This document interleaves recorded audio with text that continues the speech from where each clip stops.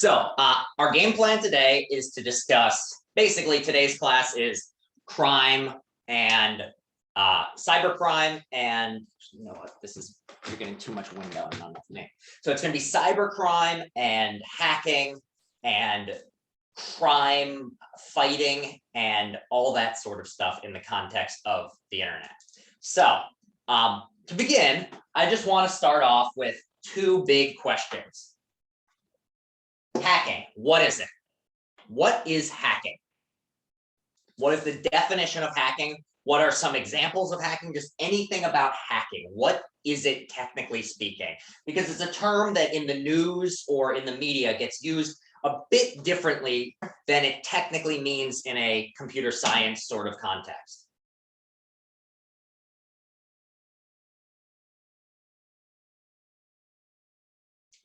So an example of hacking would be an instance in which some types of stealing someone's private info are examples of hacking. But Justin puts the actual definition here. It's more about penetrating online security. The way to think about hacking is basically it's to get into a secure computer location without the express permission of somebody's the owner or the authorized user of that computer system. So yeah, it's very often done to gain personal information and things like that. But the technical definition of hacking is just entering a computer system without the permission or without the official authorization of the person whose computer system it is. So with that definition, what would some examples of hacking be? So what would a way of stealing someone's private information be that counts as hacking?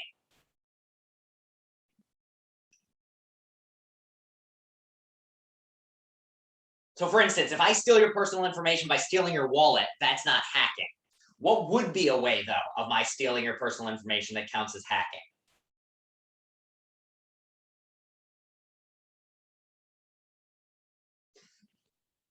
If I use a computer to get onto, and again, it's not so much what we're stealing, it's how it gets stolen. So if I steal these things with a bank information, if I log into your bank account without your permission, that would be hacking. If I go onto a website and I guess your password, and then I look at what your social security number is, that's hacking. If I just happen across you leaving a piece of paper that has your credit card number on it, that's not hacking. If I install a program illegally into a credit card reader that then reads your credit card and tells me what the number is, that's hacking. So all of these are cases of hacking. It's just getting into a computer system against the will or without the permission of the owner of that system. Now, I'm going to put up a poll, and I want to get you to answer this second question, which is hacking necessarily bad? I've never done a poll before, so let's see if this works. Is the poll popping up?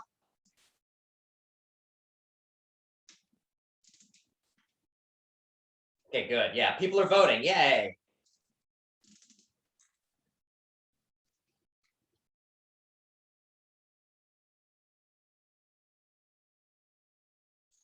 All right, those of you who haven't voted yet, I'm going to give you all another couple seconds. All right, looks like about everyone's voted. So let's jump into this now. All right, so 14 of you voted, 15 of you voted, and 11 said no, 4 said yes. If I were to vote, I would also vote no. Now, I think 16 now. 4 said yes, 12 said no. If you add me in, I'm also a no, so I'm 13. So why is it, those of you who said it's not necessarily bad, why is it that hacking is not necessarily bad? Why is it that it's not necessarily bad or morally wrong to get into a computer system without the user's permission? Daniel. Because there's companies that allow hackers to hack them in order to improve security. Yeah. So one of the main reasons that, you know what, this is bothering me. I need to tilt this up a little bit. Nope, that's too far. So one of the main reasons that hacking is not necessarily bad is that hacking can be done for many different reasons.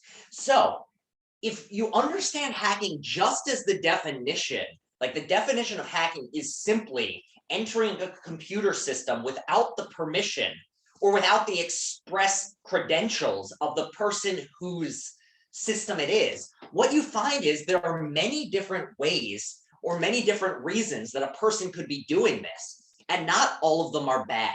And so what we find, to go back to what we talked about earlier, is that hacking is something that really lends itself to kind of a consequentialist or utilitarian consequentialist/utilitarian way of thinking, because it looks like very often when you actually look at the reasons that people have for hacking into a system, some of them are clearly bad, some of them are not clearly bad or good, and some of them actually seem like a positive reason.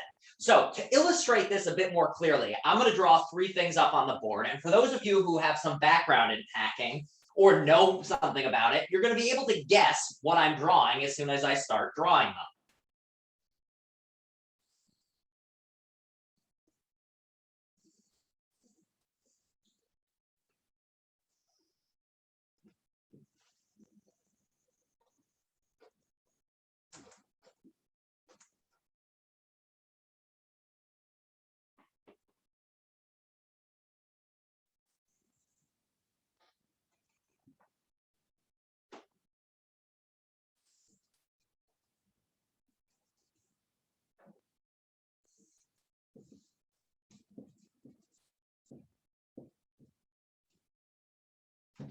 White hat hacking, black hat hacking, and gray hat hacking. These are hats. Yeah. So this way of talking in terms of white hat, black hat, and gray hat is a common way of discussing the different types of hacking that can occur. And what we find is generally, and this isn't like a perfect way of doing it, but generally speaking, there are many types of hacking. And the way in which you decide what a type of hacking is what the purpose of that hacking is. So, and you can think of it, the way the colors are lined up is basically the way that you think of morality. So, you know, in a classic movie, what color is the bad guy generally wearing? Yeah, the bad guy's in black. And what color is the good guy wearing? White. And then if you've got a character who's somewhere in between, and they sometimes do good stuff and sometimes do bad stuff, well, they've got some elements of the white and some elements of the black, so they've got gray. So with this in mind, we can now think about particular reasons that a person might hack. And to use Daniel's example, one of the main ways in which a hacker can make money in this world is if you are a good hacker, you will often be hired by a private company to test your security systems. So the way this works is basically Google is going to be trying to develop a new computer security system, or more likely, it'll be something like a bank. A bank needs to develop a new security system for their computers. And because of the nature of bugs and because of the nature of coding, there's always going to be gaps. They can't be sure, even if they do the best quality control imaginable, that their system has no bugs in it. So if you can't know for certain that your system doesn't have bugs in it, but you want to make your internal systems, your internal checks haven't been able to establish whether there's bugs. You haven't found any, but you're not certain. What might you do to check to make sure there aren't any crippling bugs? Who might you hire, or what might you do in this case? This is exactly what Daniel was talking about before.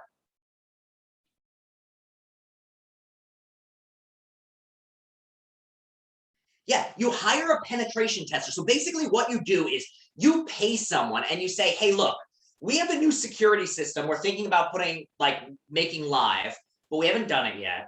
And what we want you to do is see if you can break in. If you break in, we'll pay you. If you don't break in, we won't pay you. So it's up to you, try to break in, and if you break in, we'll give you $15,000. Now, for this company, they now have somebody who's on the outside who doesn't understand how the system works, seeing if they can break in. It's a way of testing to see how safe the security system is. This is what's called white hat hacking. It is a type of hacking that gets done for a good purpose. The purpose is to make sure that a company's security system is as safe as possible before it goes live.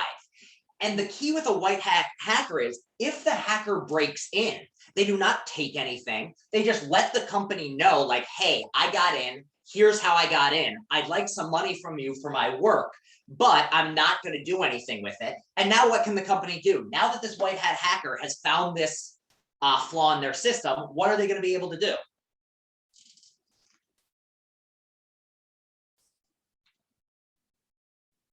Yeah, they're going to correct the flaw. They're going to fix it. They're going to plug the gap. So the point of it's basically what white hat hackers do is they're almost beta testers for security systems. They try to break in, and if they do, the company can then fix that problem. So that is one, and this is legally speaking, like this is 100% legal. It is a good, if you are good at hacking, this is a 100% legal way of making a pretty good salary with your life. So if you are somebody who's interested in understanding how to hack into computer systems, things like that, this is a very good way to make a living. People are always, the fact of the matter is that there are way more companies out there that need these sorts of penetration testers than there are people actually doing it. So there's a huge demand for white hat hackers, and the supply is relatively low. So if you have an interest in cybersecurity or something like this, and you want to spend your life in front of a computer doing coding, this is a good way of making a living and trying to find it out. However, this type of hacking is not something that gets talked about much in the media. It is not as exciting or as commonly talked about as the other types of hacking. So what are the two other types of hacking? Let's go to the other extreme. Black hat hacking, or another way, as I said, black is the bad guy, bad hacking, malicious hacking. This is the type of hacking that we most commonly see news stories about. So these are the types of people who will get into, well, what would be some examples of black hat hacking? You've already given me some things that might be stolen. So black hat hacking is a case in which somebody gets into a computer system to steal money or personal information. Any other ideas about black hat hacking? What are some other cases?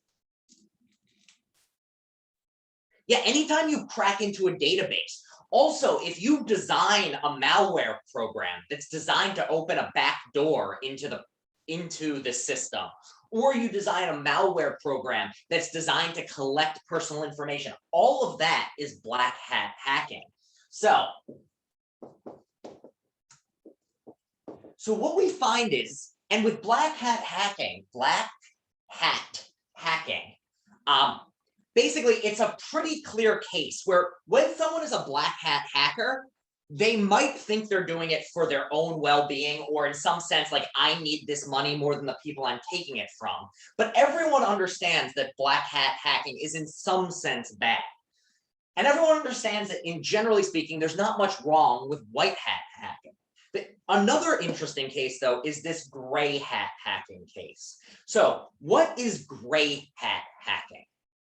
If black is the bad, and this is the one we're going to be talking about in a second, this is the one that ties in with crime most clearly. Sammy. I think gray hat is when a company hires someone to pen test some sort of an application. He does more than that. He goes even deeper into their system. Yeah, so what gray is, so this is one example of gray. Gray is a case in which you go beyond what you're asked to do. And so the way you can think of gray hat hacking is, what you're doing is not clearly white hat. You're not just doing what a company wants you to do.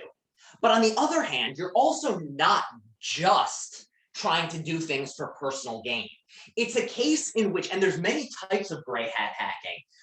And one example would be if you're hired as a white hat hacker, But then once you're inside their computer system, you get curious and you start looking around at things. You're not necessarily collecting information or trying to sell it, but you're now looking around in parts of their system and looking at the personal information.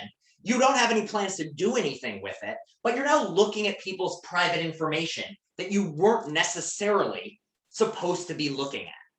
So you can see how in this case, if all you did was find the hole, let them know you're out of there, clearly an okay case. But if you break in and you do tell them about this flaw, but while you're in there, you get curious and you can start looking around and you see, oh, the CEO makes this much money. Oh, his address is this. You're not planning on selling that information. Just the collecting of it is a little bit of a moral gray area.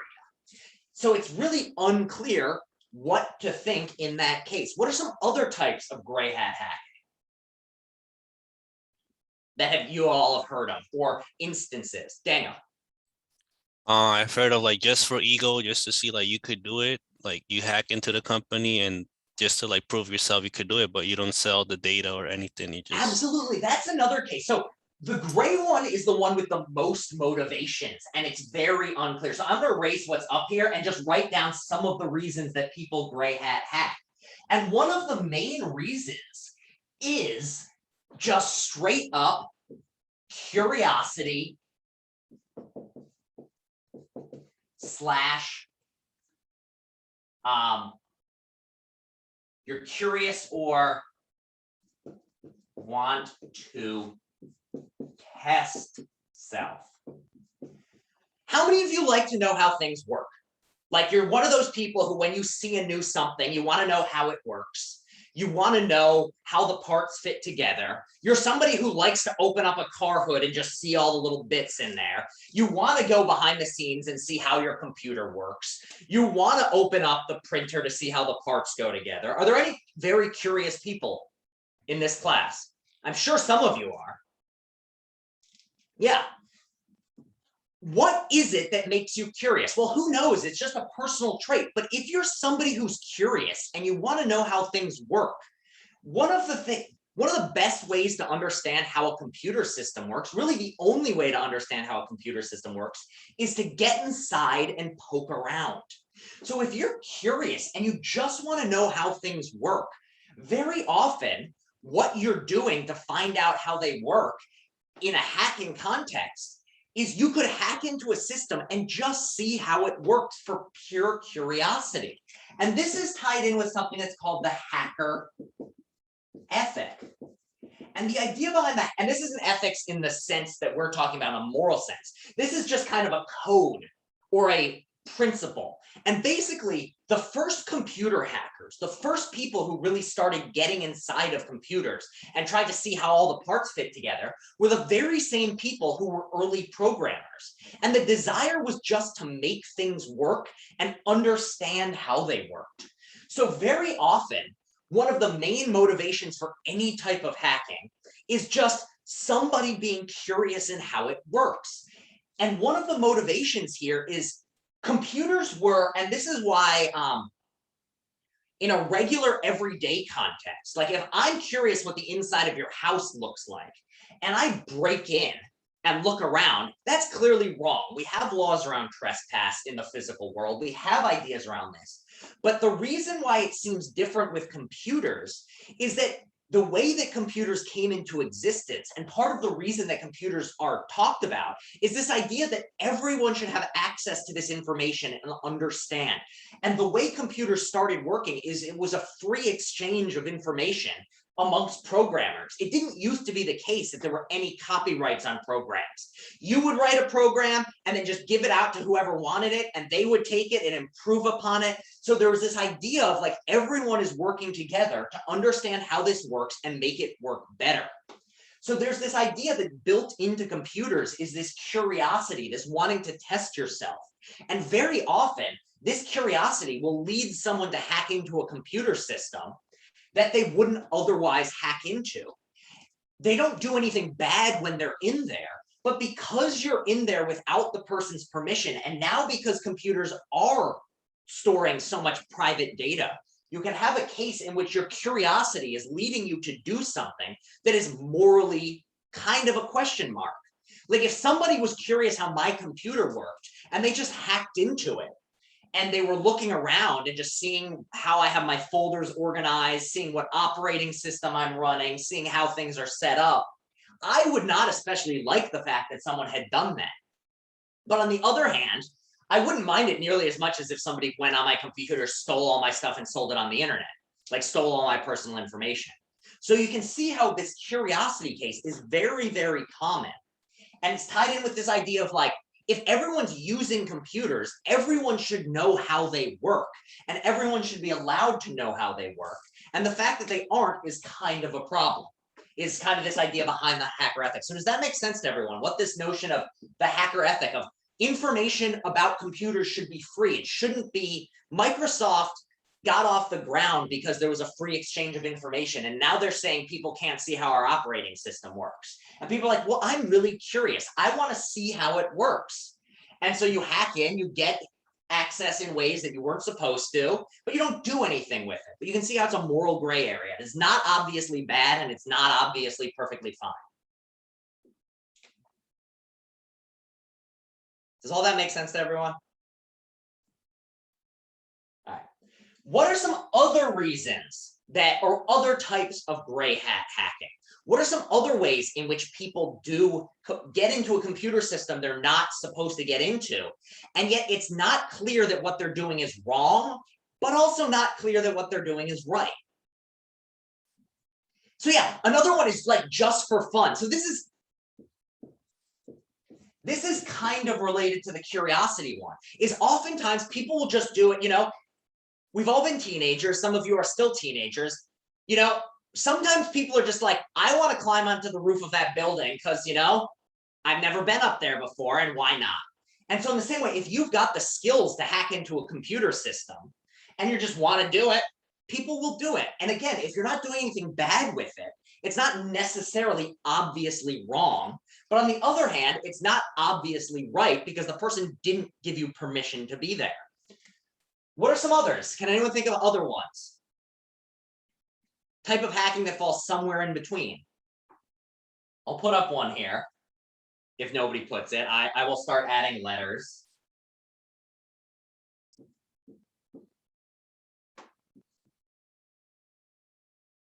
Anyone know where I'm going here?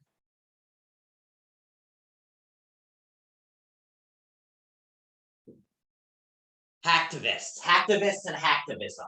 What is hacktivism? Well, let's take out the hack. What is activism? Yeah. So what is it to be an activist or partake in activism? Well, it's a group of people who are working towards a cause. So there are climate change activists. There are gun control activists. There are women's rights activists. There are reproductive health activists. There are political activists. All of this is activism. Now, combining hacking with activism, you get hacktivism, which what is hacktivism then? Well, as Justin says, it's hacking someone for a greater cause. So can anyone think of examples of this in which somebody, like they come up in the news sometimes, of an organization hacks in? Yeah, so Anonymous is the most famous organization that does this sort of thing. And what they will do is basically they will carry out hacking, I guess, operations, but they will direct them against organizations that they consider to be bad. So for instance, do you remember last time we briefly mentioned DDoSing? What was DDoSing?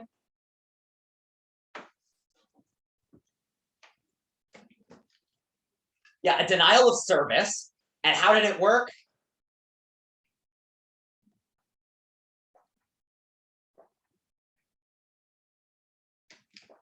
Yeah, you basically crash someone's computer system by having so many people trying to access a server at the same time that it can't handle all the server traffic. Just like it's basically a traffic jam for a website. You can't get into the city if too many cars are on the road. There's just not enough room. In the same way, if too many users try to get to the same website at the same time, then it will shut it down. So one of the things that Anonymous is known for doing is launching DDoS attacks on the websites of dictatorial governments or totalitarian governments. So if a government is known for human rights abuses, or if a government is known for oppressing minorities, Anonymous will sometimes gather large numbers of people and try to crash this government's website. Or they'll try, if it's like a politician whose views they disagree with, they will try to crash the politician's donation page. So if you've got the page where you have to go to donate money, then Anonymous will DDoS that so that during that time period, the politician can't get any money. What are some other types of hacktivism you've heard of? So that's and all of these have been carried out by Anonymous. There are other groups as well. But one thing they do is DDoS certain companies they disagree with or certain organizations they disagree with. What are some other things that they've done or that you've heard about with hacktivism?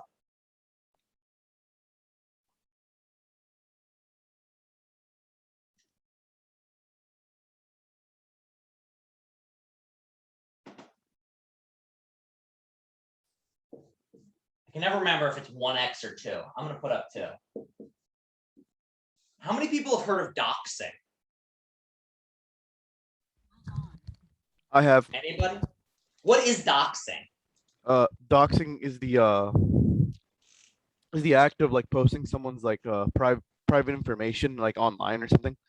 Exactly. So doxing is a case in which you take private information that you've gathered either very often by hacking into their computer system or by spending the time to look up. No, it's usually like you find a way to find out what their home address is, their home phone is, their cell phone, their family's name, where they work, all that sort of stuff. And then you go to social media or online and you post that information. So Anonymous has been known to do this before. And oftentimes what they do is if they've decided that somebody has gotten away with a terrible injustice and they weren't, somebody made a mistake in the criminal justice proceedings, and therefore somebody who's clearly guilty is getting off, Anonymous will step in and decide, you know what, this is bullshit. Therefore, I'm going to publish all this information. Another good example was Snowden putting the government on blast for violating privacy rights. So yeah, when Snowden put all that information out there, that was kind of a type of doxing. It wasn't as much. Classic doxing is a case in which you put personal information online, not just government documents. But that's a very, the case in which you put up the actual government documents is another version of doxing. WikiLeaks is famous for this as well.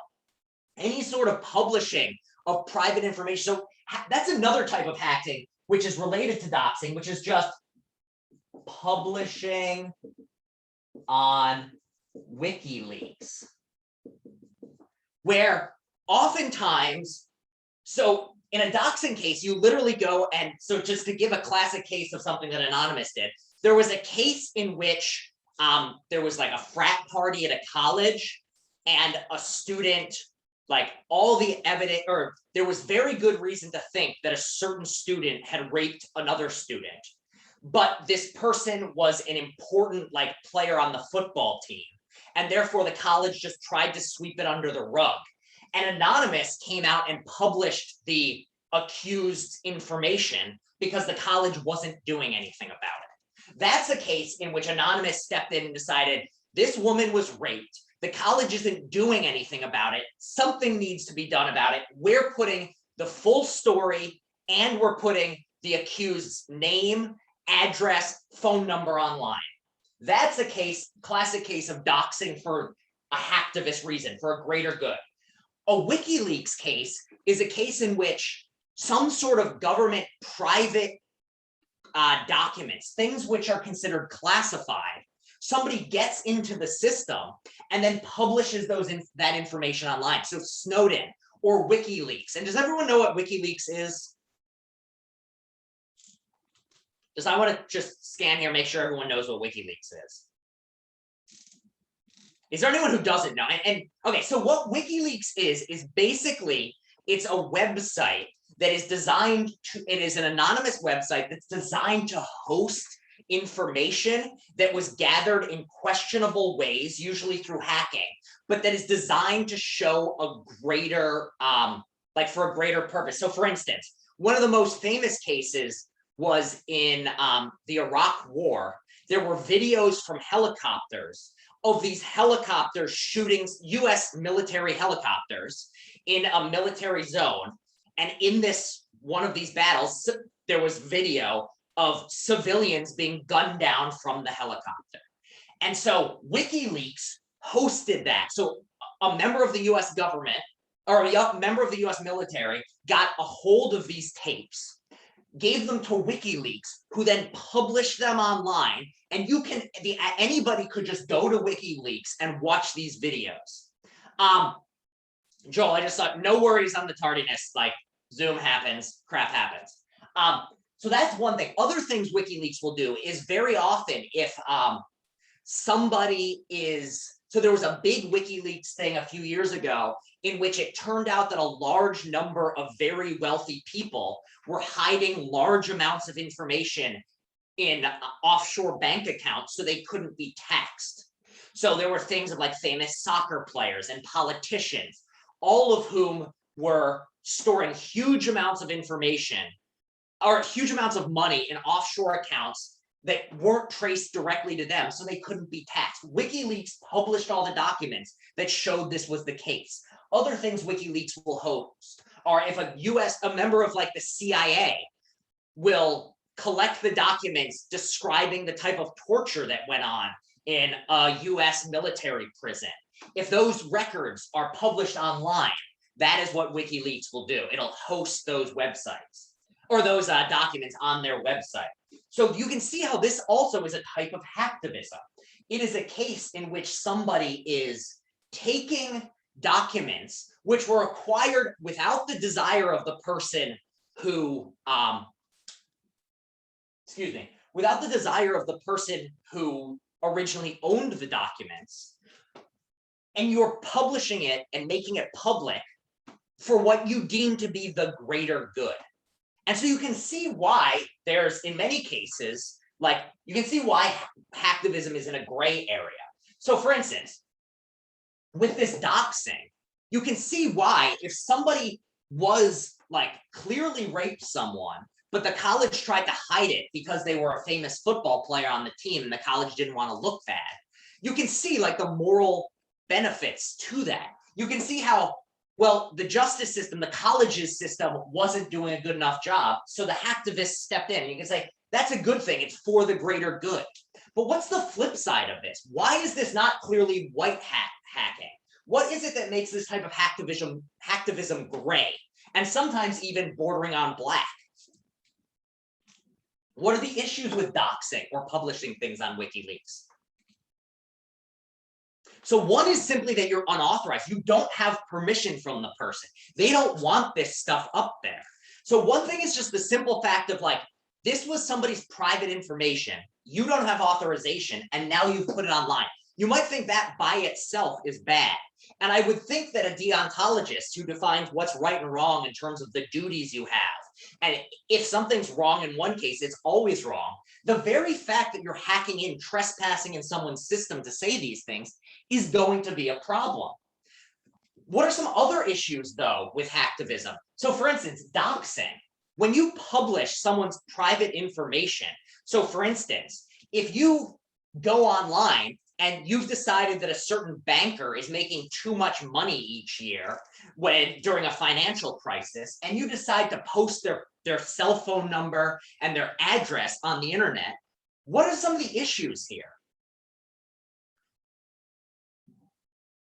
Or to go with an actual case that happened, Anonymous during the Ferguson, after there was the shooting in Ferguson about 6 years ago of police officer shooting a black man, Anonymous proceeded to dox the police department didn't want this information getting out of what officer did the shooting.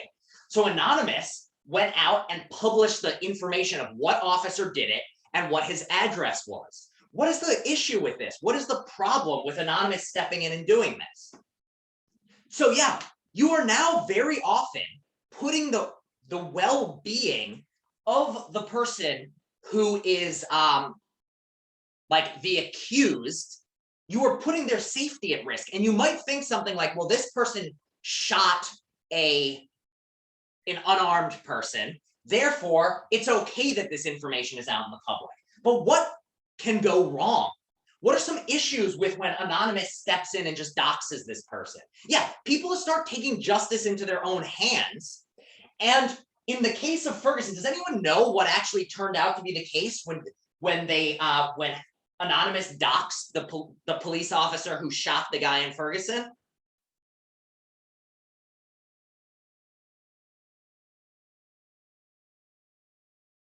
Well, here's the way of putting this. If you are accused of a crime in the United States, what happens to you?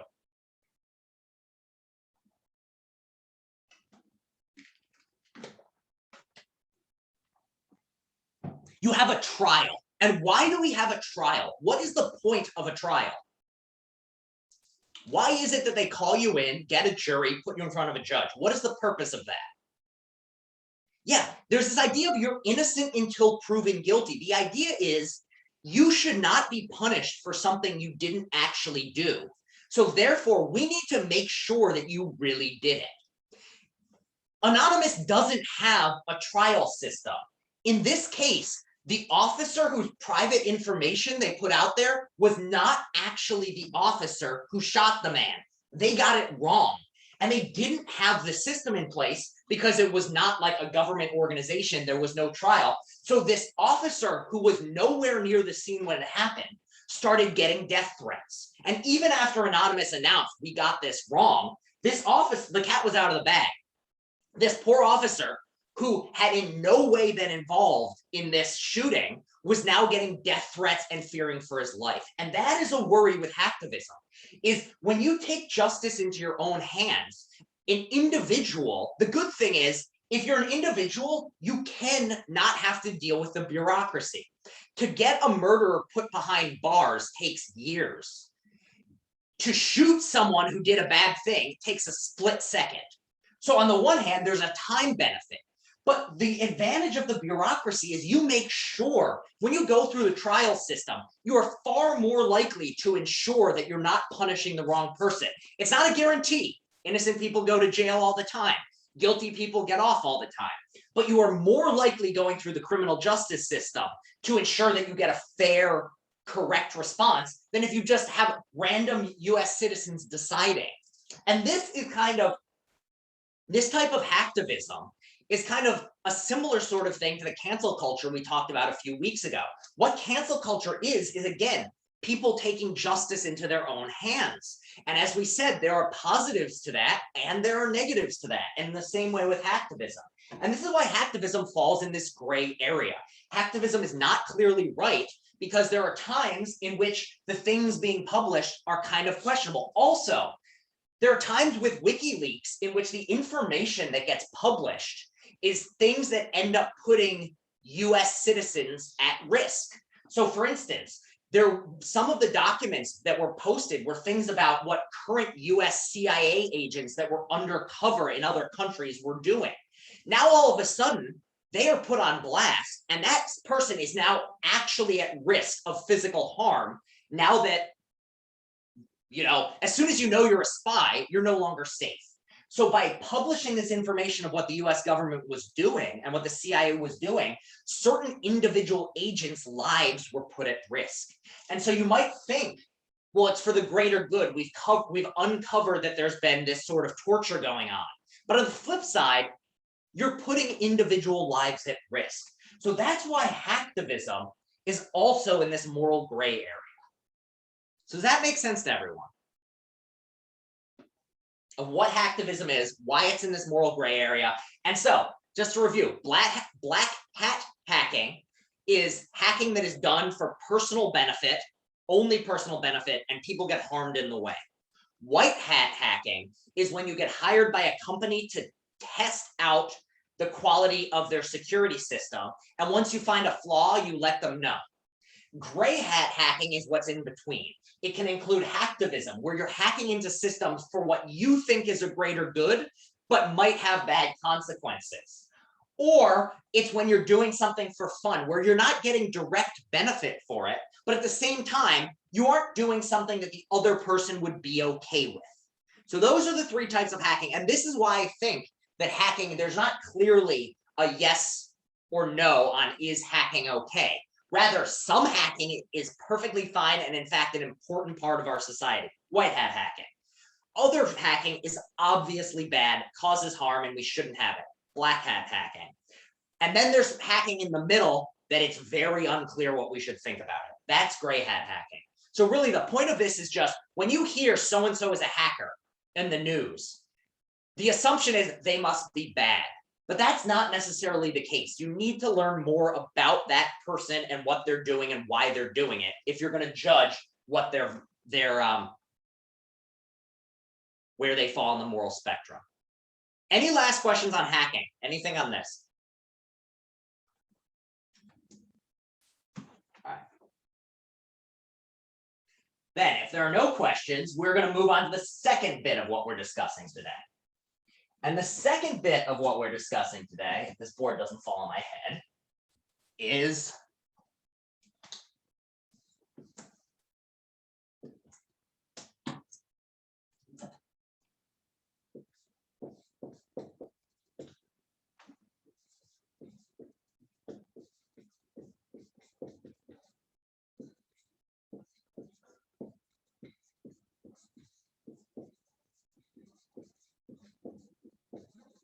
so very often black hat hacking isn't just morally wrong, it is also illegal. And what we're going to be talking about now are cyber crimes and cyber related crimes.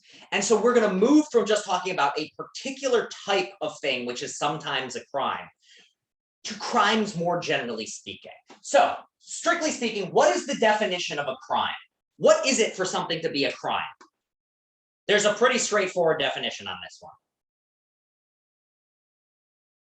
Yeah, it's just for something to be illegal or to break the law in whatever place it is that you're doing it. So for instance, it's a crime to commit murder, and that's nothing about the morality of it. That's just if you commit a murder in New York City, you are breaking the law and you will be punished for it. In the same way, stealing is illegal or is a crime just because the laws say it is and you can be punished for it. So if that's the definition of crime, what then is the definition of cybercrime?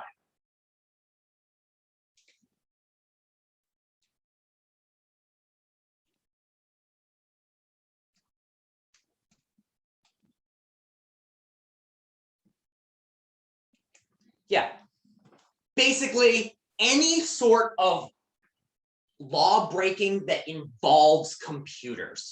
So the first thing we want to do here is very often, and what I want to do in this first part is carve up the space around cybercrime, because generally speaking, the phrase cybercrime gets applied to anything that is a crime that in any way involves a computer. But what the book does, and what I think is useful for understanding this topic a little better, is it actually divides things up a bit more detailed than that.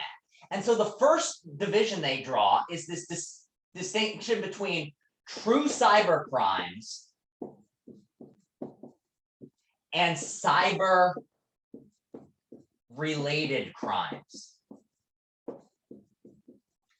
And the key difference between these two things is that a true cybercrime is a crime that only exists and only came into existence and can only happen either online or in a digital setting. So these are types of crimes that before the computer existed, never existed. But now that the computer exists, these types of crimes exist.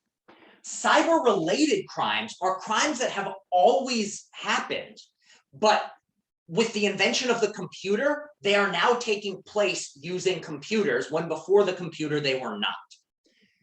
So does that difference make sense? A true cybercrime is a crime in which the actual action had to have taken place in cyberspace. It could not happen in the real world without computers around, like the physical world.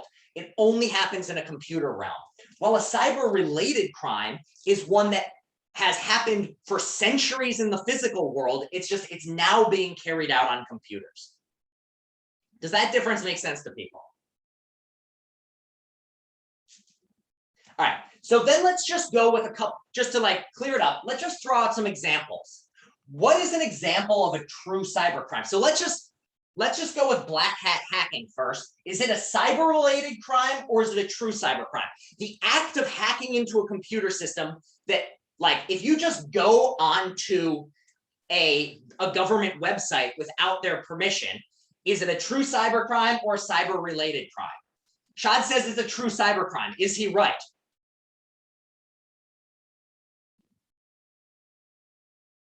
Yeah, it's a true cybercrime. Shad is correct. It is a true cybercrime. So black hat, like just a type of black hat hack into a system, is going to be a type of true cybercrime. Why is it a true cybercrime? Why is hacking of this sort illegal hacking? Why does it count as a cybercrime? Well, how many of you have hacked into? Oh, Sammy.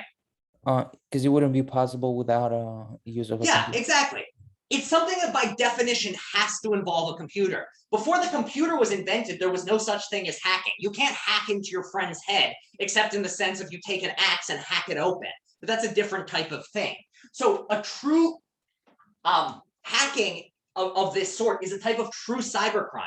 And in fact, it falls into the category of what we call cyber trespass. So what a cyber trespass is just, what is trespassing? In a physical sense, like if you get in trouble for trespassing, what are you doing? Yeah, you're just going somewhere you're not allowed to. So cyber trespassing is just going into a private computer network or a private computer system. So going somewhere that is, and very often that is illegal. And so one thing to be aware of is those sorts of curiosity sorts of hacking that you do, which fall into a moral gray area, are very often illegal.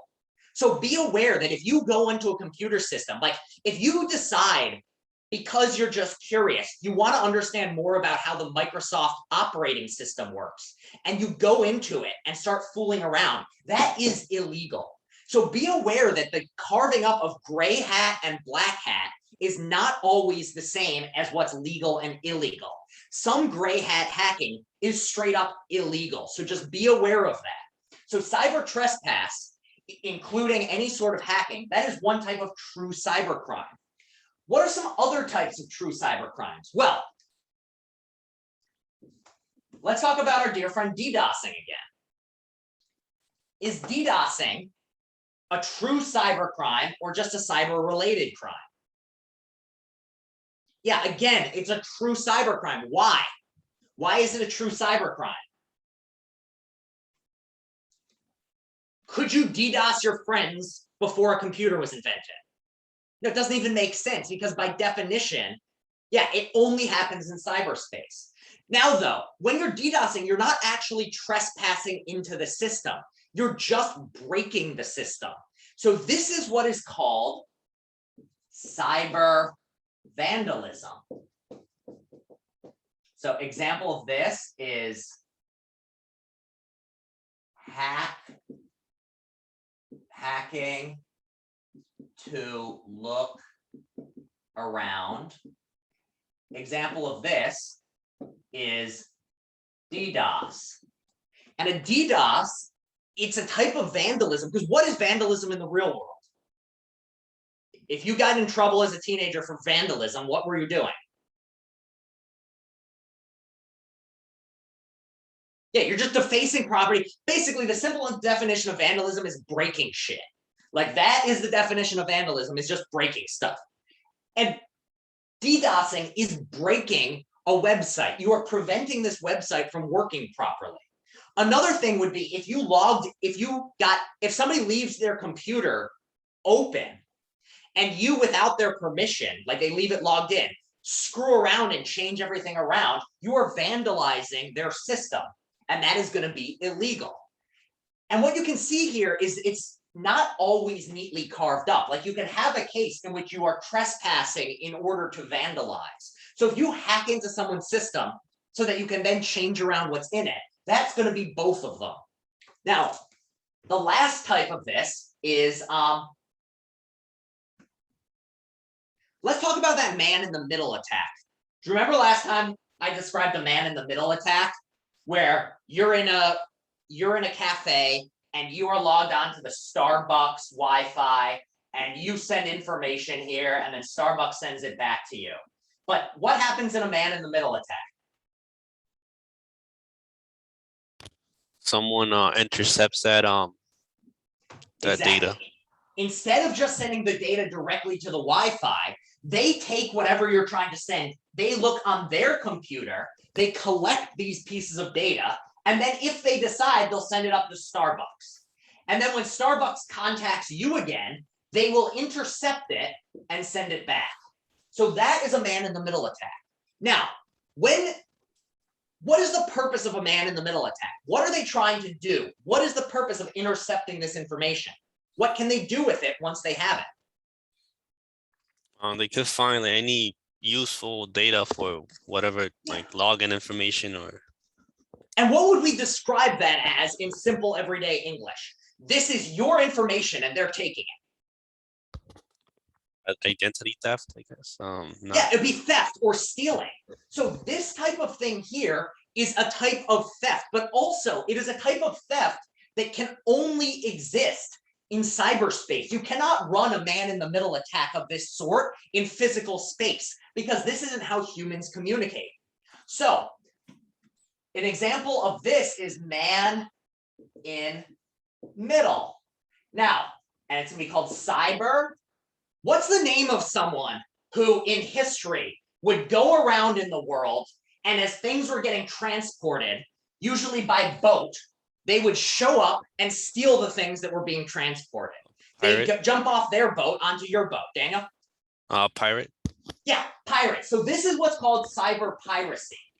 So cyber piracy is when you steal things that are by their very nature digital in format, or you also steal them in a way that couldn't have happened without computers. So these are the three types of true cybercrime. You've got cyber trespass, where you hack into a system without, or get into a system without someone's permission, go around in it. This can happen because you hacked in, because someone leaves it logged in. You hack in for any number of reasons. Cyber vandalism is when you destroy a computer system. You prevent it from working the way it's intended to operate. And then cyber piracy is when you go online to steal digital information, or any case in which this stealing is done digitally. The information you're taking is itself in digital form. Now, so that's true cybercrime. What is the definition then, do you think, of a cyber-related crime? I said it before, let's just review it.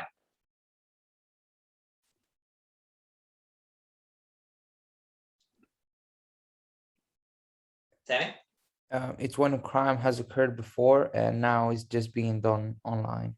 Yeah, so there are many crimes that before had existed, but they are now being done with computers. So there are actually two types of this. These are just, I'm just gonna put them up here and then we can try to understand what the difference is.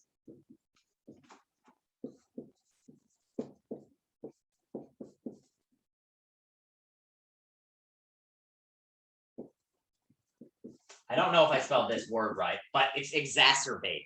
So we have cyber-assisted crimes and cyber-exacerbated crimes. How many people have seen this word exacerbated before?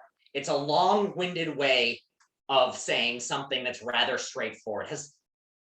Yeah, it's basically increased, or usually it's made, the definition of exacerbated is basically made worse. So a cyber-exacerbated crime is a crime that has increased or been made worse thanks to computers. A cyber-assisted crime is a crime that has just happens to be getting used with computers, but the fundamental difference for the nature of the crime has not changed with computers. So I think it's a little easier to think of examples of cyber exacerbated crimes than it is to think of examples of cyber assisted crimes. So what is an example of a cyber exacerbated crime? A crime that has existed for a very long time, has been illegal for a very long time, but thanks to the computer is now happening much more commonly and is much more of a problem. Daniel. I'll say child pornography. Child pornography is a really, really good example. Child porn. Why is child porn a cyber exacerbated crime? Why is it that the computer technology has made child pornography worse? I think because it's easier to just access the information, and there's that anonymity. Yeah, so there's a bunch of elements that go into it. One is the anonymity. It is much easier now to exchange child pornography anonymously. You no longer have to walk up to someone and hand them a physical photo of a naked child doing something sexual. You can now do it entirely anonymously. Also, because the world is so much more interconnected, it is now much easier to exchange child pornographic images than it was before. You used to have to physically exchange these things. Now you can go anywhere in the world, so just your access to child pornography is much larger. Also, the amount of child pornography that one person can store is much, much higher because a single JPEG file in a computer takes up so much less space than a physical photo. In the old days, if you had child pornography, it would have had to have been stored in a photo album. Now it's just stored in somebody's hidden folder on their computer, and it's much easier to hide. Another thing is, it's much easier to take photographs now than it was before. If you were somebody in the old days who wanted to take child pornography, you had to know how to develop your own photos. You had to have your own dark room so that you could develop these photos. Now with digital cameras, computers, files, you can become a person who's interested in doing child pornography can become their own child pornographer very, very easily.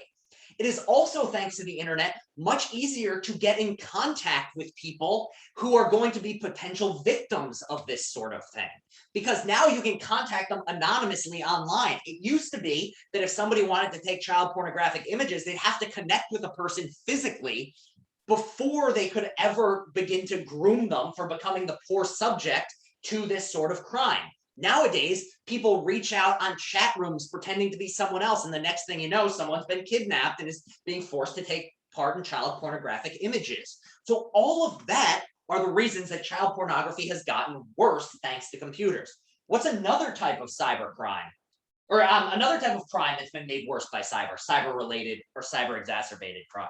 Identity theft, that's the other big one. We've always had identity theft. It's always been the case that people have been pretending to be people they're not. It's just nowadays, it's much, much easier to pretend to be someone you're not because so much of our interaction takes place in a digital format. And this is what I was talking about last time with the Nigerian prince scam. If you can't look at me, it's much easier for me to pretend to be someone I'm not, and for you to then give me information. It's much easier for me to take your information, and it's also much easier for me to gather your information because there's so much more out there. Are there any other examples that people want to share of cyber exacerbate?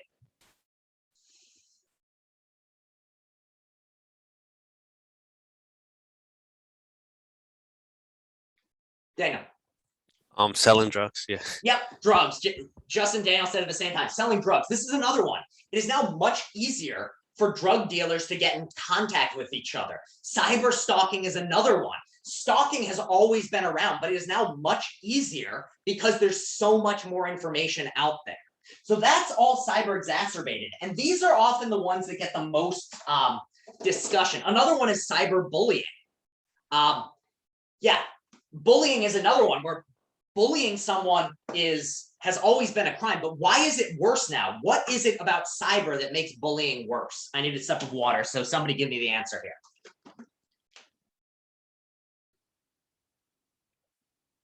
Anonymity is another big one. or is big again in this case. So the fact that you can bully someone without necessarily knowing who you are makes you a lot more likely to bully them. What's another reason?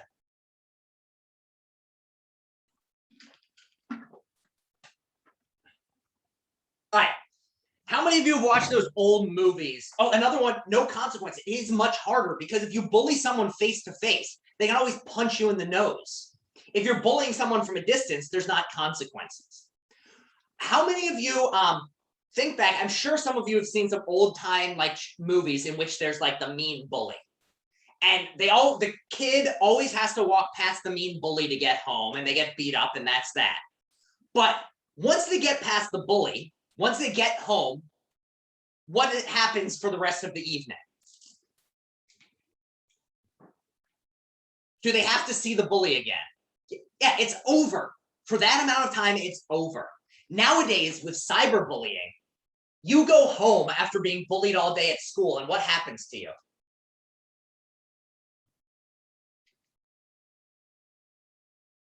Yeah, you then just get bullied online, on social media.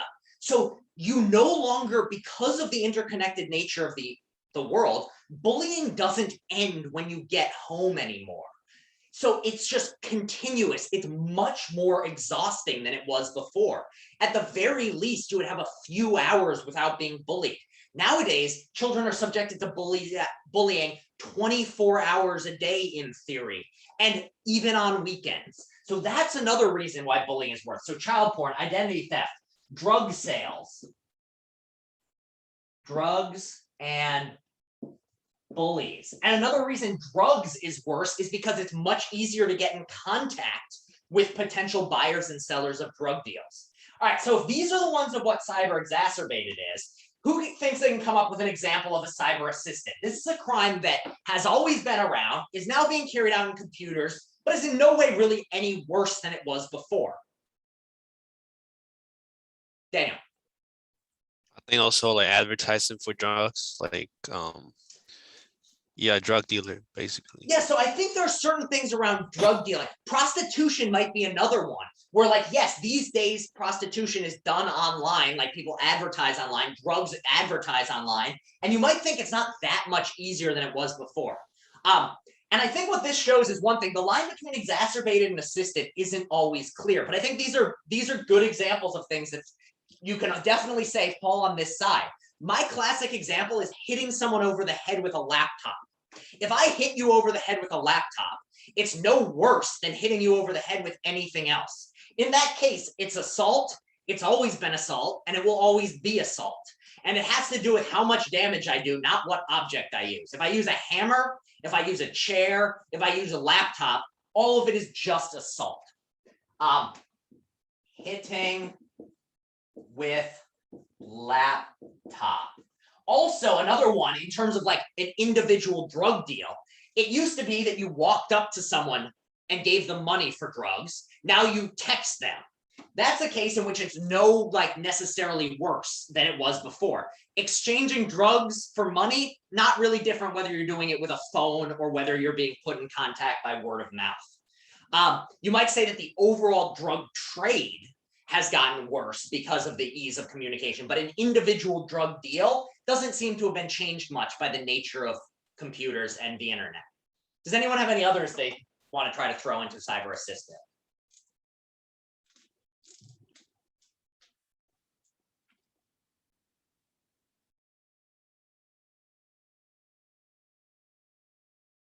All right, if no one has any others, then let's just review what we've got here. We've got these true cyber crimes. We've got these cyber related crimes, cyber trespass, cyber vandalism, cyber piracy. And then with cyber related, you've got cyber exacerbated and cyber assisted. So there's two final points I want to make on this topic. One, as I said before, you can have a crime that involves parts of both sides of this. So for instance, if I hack into your email address and then use that to sell child pornography, that's a case in which I've cyber trespassed, and also it's a cyber exacerbated child pornography crime. The trespass element is the fact that I hacked into your computer, and then I'm stacking that on top of an exacerbated child pornography sort of case. The other thing I wanted to say is, ooh, I can ask another poll.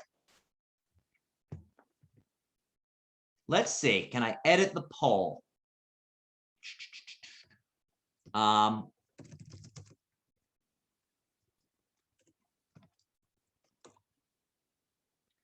give me 1 second. I haven't, now that I know that these polls work, I like using them. Cyber.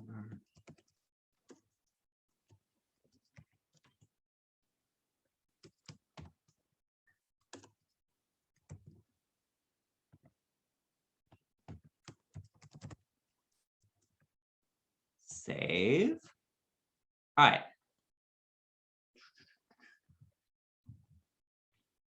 Is there a question popping up? No. No. Okay, so now I need to see this.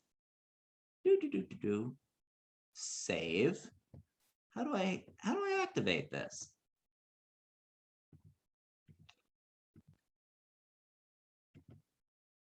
Ah. Allow participants to answer anonymously. Yes. Not yet. Okay, let me see. Why is this not working?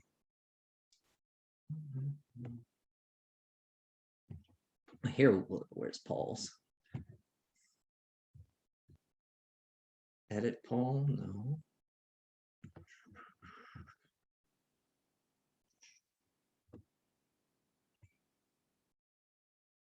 I'm sure this is riveting for you all right now.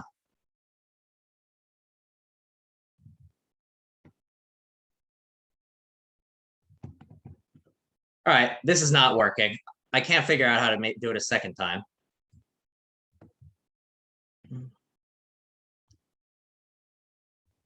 All right, so much for that. All right, which is worse? True cybercrime or cyber-related crimes?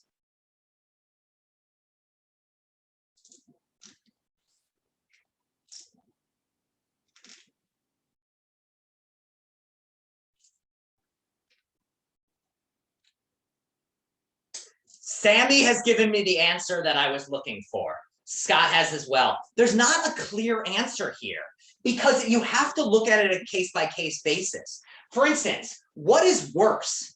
If you leave your computer logged in on, you're in the library, you walk to the bathroom, you leave your computer open, I open it up and I delete all your files. Is that worse than when you come back to the bathroom, I take your laptop and beat you to death with it? Which is worse? Well, in that case, which is worse, the cyber-assisted crime of beating you to death with the laptop or the cyber vandalism crime of deleting your files? Which would you rather have happen to you?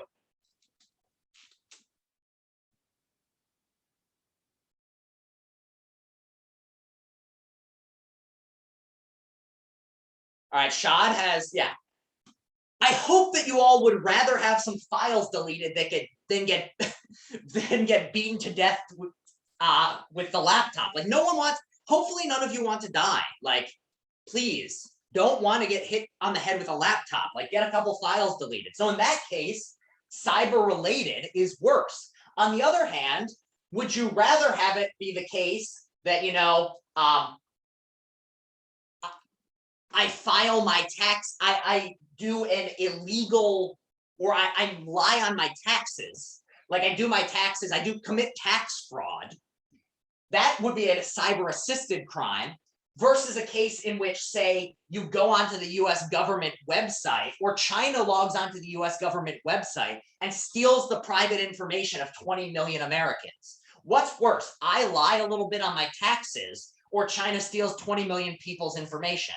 Which seems like a worse crime? Yeah, it seems like in this case, the true cyber crime is worse. So the thing to keep in mind here is that there's not a clear answer as to what is worse. It's a case-by-case basis. Some cyber related are worse than some true cyber are worse than cyber related, and some crimes involve elements of both.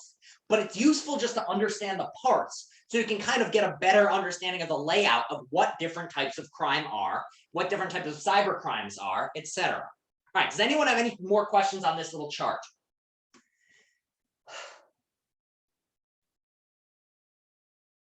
All right, can I erase the chart?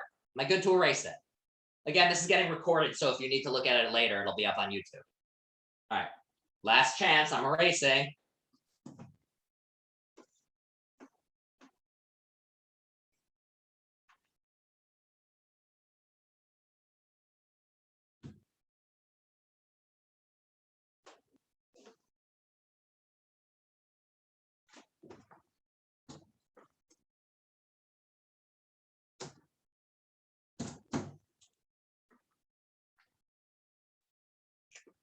So, a society has criminals. There are people out there breaking the law. If a society has criminals and people breaking the law, what else does it have? What's the flip side of criminals?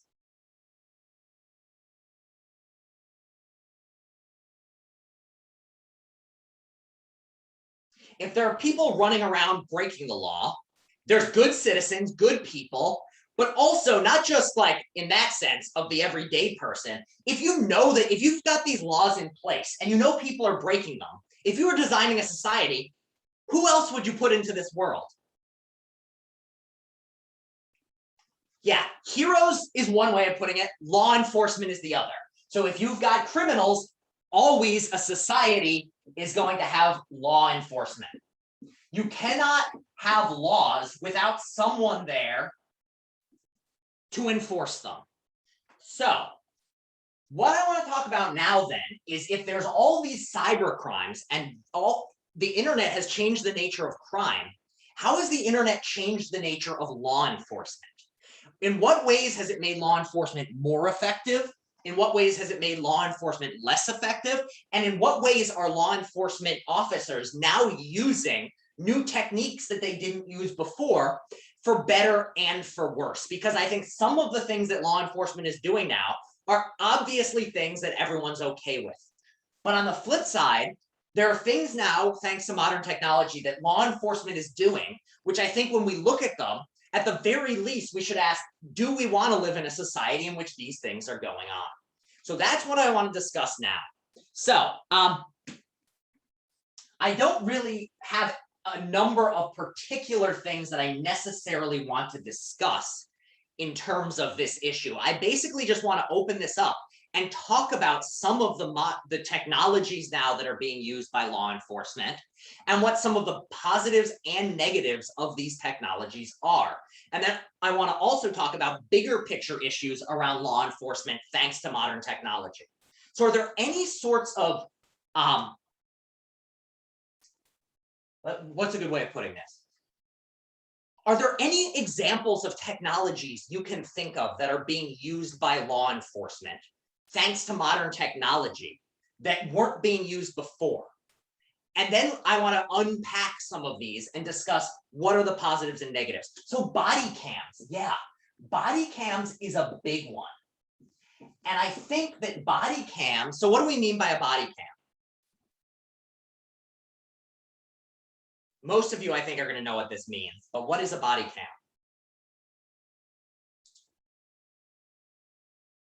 Yeah, it's basically a camera that is snapped onto an officer that is just recording what they do at all times. Why is it possible to have body cameras now and it wasn't before? Well, because we have digital technology now. Before digital technology, you didn't have small enough recordings for police officers to have all of their movements recorded. So what is the benefits of these body cams? Why is it that body cams have become pretty commonplace within police departments?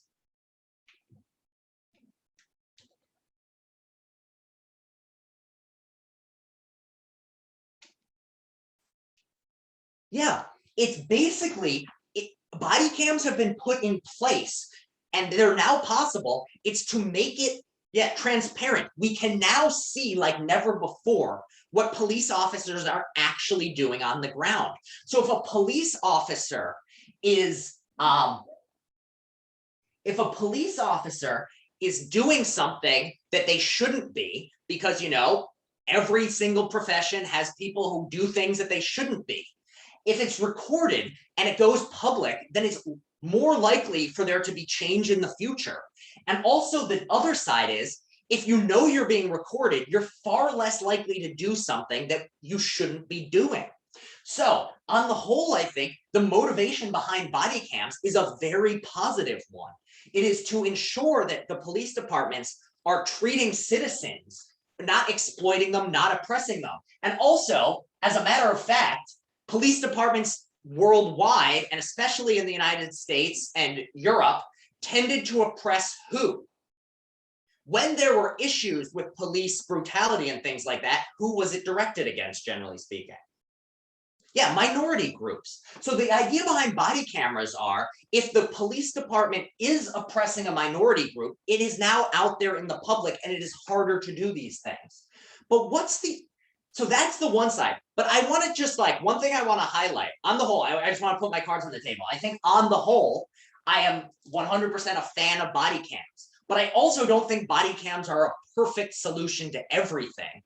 They have downsides that I think are worth highlighting just within the context of this ethical situation.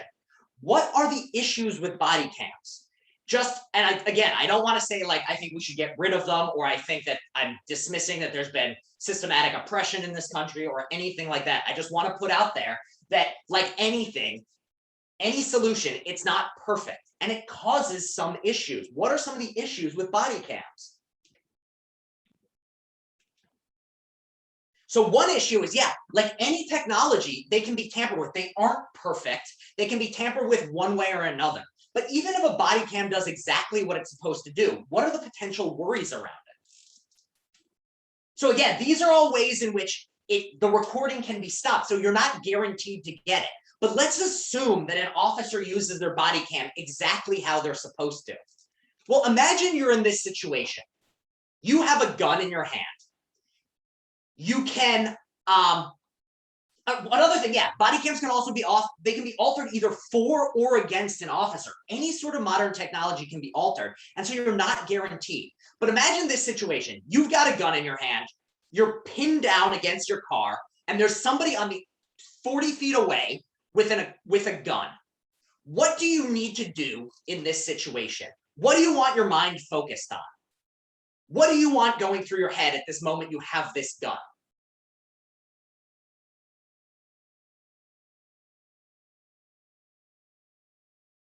There's someone with a live ammunition who has fired multiple shots in your direction.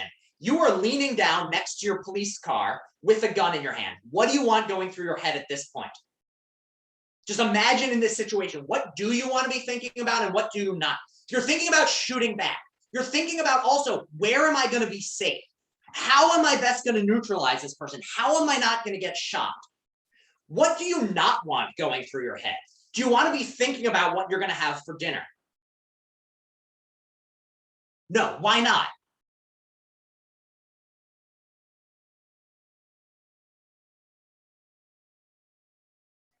Yet your life is at stake, and what are these thoughts going to do?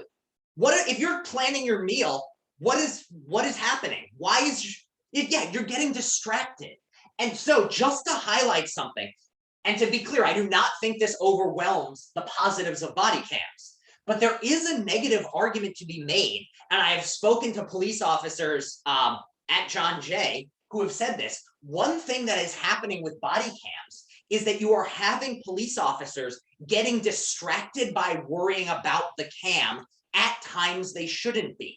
So times that require decisive action, a moment in which you are at a moment in which people could get injured and people are delaying because they're thinking about the body cam.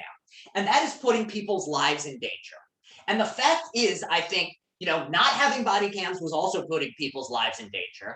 And I think at the end of the day, having them does more benefit than it does bad. But just to know, having body cams is not a 100% perfect solution to anything, because it has a downside that is worth mentioning. So when you hear, this is also just something, if you hear police officers who are objecting to body cameras, it's not just because they want to be able to brutalize people left and right. Like most people, if there's worries about body cams, it's because they do not want to be thinking about a body cam in the moment they're trying to arrest someone. So just, I want to put that out there as a fact of the situation. You can now on your own terms decide, does that outweigh the benefits? Does it not? As I said, I think it does not outweigh the benefits, but it is worth highlighting. What are some other pieces of technology that are being used now by police officers that we should at the very least should know about? But I think we can raise some questions. So yeah, phone cracking software. So what is phone cracking software? I mean, it's kind of in the name. It's a piece of software that's designed to break into your phone without your permission. And so what are the benefits of this? What are the positives of phone cracking software?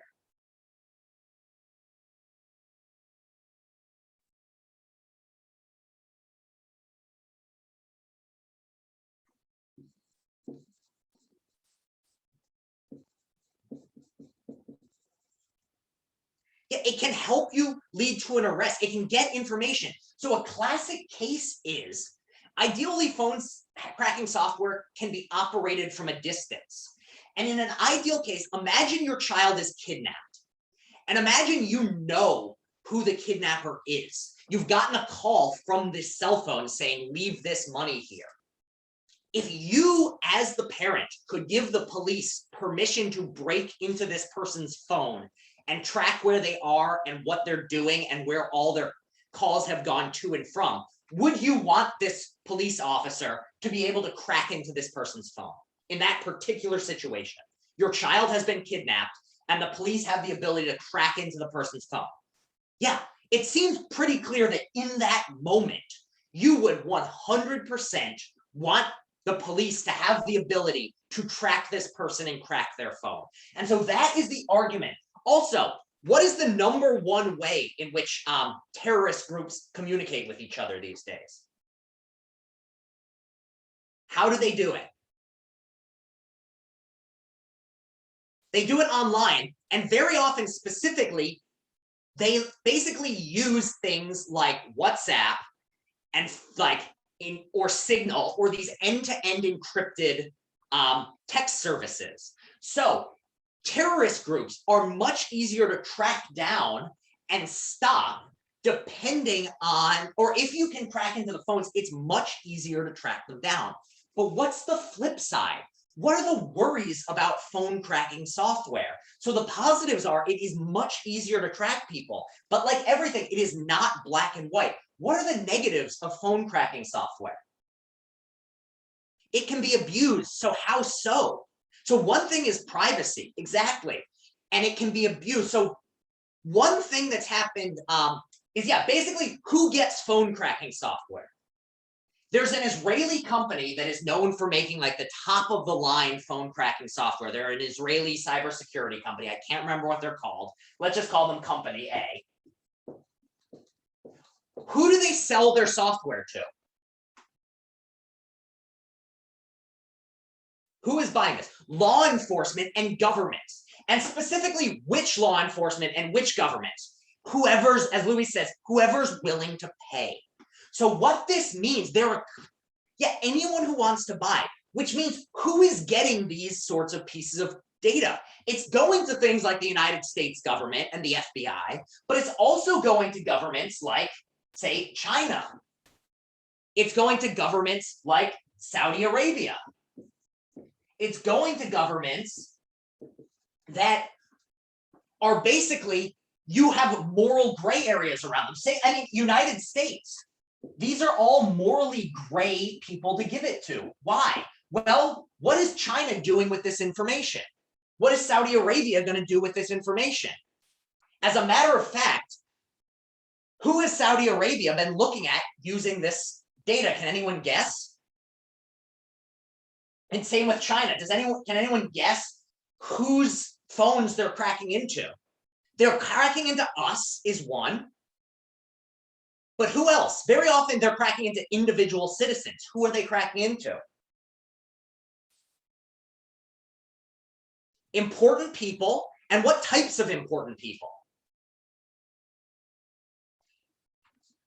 Political dissidents, exactly. Other politicians. If you're the head of one political party and you want to get rid of an opponent, One way you can do this very effectively is hack into their cell phone. Another very popular one are journalists, investigative journalists who write articles about the things that are happening in your country. So the US would be tempted to, if the US government is doing something bad with Afghanistan, like say there's the mistakes were made with the pullout of Afghanistan and it cost lives. If an investigative journalist gets a hold of this, they can then publish a story which makes the US look bad. Well, the US generally doesn't do this, but other nations are willing to kill journalists who talk against them. So there was the famous case a few years ago in which Saudi Arabia literally kidnapped a dissident journalist in an embassy, had him chopped up in the embassy, killed, chopped up, and disposed of. That becomes a lot more possible when you can hack into someone's phone. If you have a political opponent, if you are a totalitarian dictator, you do not want democratic groups able to communicate amongst themselves. You want to access their phones, hack into them, and make that go away. And that is now becoming much more possible with this type of technology. So the same exact technology that allows you to find out where a kidnapper is also allows a government to find out where people who disagree with them are. And so the exact same technology that can be used by law enforcement can be abused by law enforcement as well. Also, another thing to talk about, similar sort of thing to phone cracking, is what the hell are those things called? What the hell is the name of the doorbell that has a camera on it? I can never remember the name. Ding, ring, yeah, Ring. Why am I putting Ring up here? Why is Ring up here? What is the purpose? What is Ring advertised as?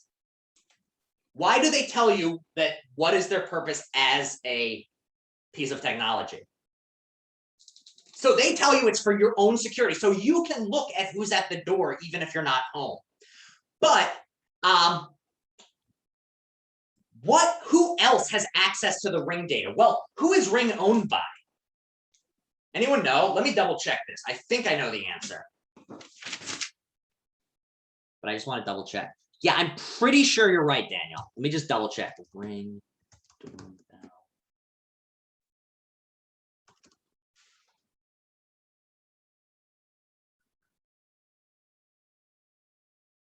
Yeah, it's owned by Amazon. Yes. So Ring is owned by Amazon. Amazon, because they own it, and when you sign up with Ring, you agree to a terms of service. And one of the many things that Amazon is allowed to do with your Ring data is sell it to law enforcement. So anything that is recorded on your Ring that goes to the Amazon database, they are allowed to sell that on to law enforcement. What is the positive of this? Well, it makes it a lot easier to find someone who has committed a crime. But what's the downside of this?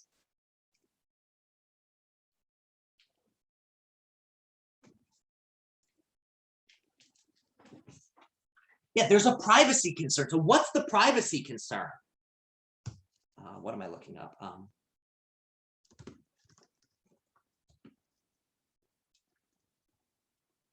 Can never remember my amendments, which is what I'm looking at right now.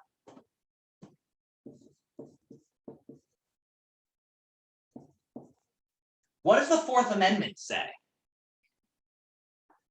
Anyone know the Fourth Amendment of the United States Constitution? Anyone know what the fourth is? The fourth says no search and seizure without warrant. A police officer is not allowed to enter your house and look around without a warrant. However, they are allowed to look from your doorbell without your permission, because this data is owned by Amazon, who you have given the right to sell it to police departments. And there's this major gray area here of why do we have the Fourth Amendment? Well, to protect individual rights. This has been around since the nation came along and decided to make the Constitution. So you might say, like, okay, we clearly as a society value privacy very highly in terms of law enforcement. But on the flip side, we are now having these technologies that seem to go against the very things. And you might think, modern world, we need better, the criminals now have better technologies, the police need to have them too. But there's another worry here with things like Ring, things like privacy. You are giving away data in ways that you were never even aware you could have 20 years ago. You never thought that the police could look through your doorbell and see what's going on your stoop. That is something that never occurred. The other, so yeah, there's just this major privacy worry. What are some other technologies? Or any questions about Ring or any of these other sorts of ones we've discussed? Or some other ways police are using technology?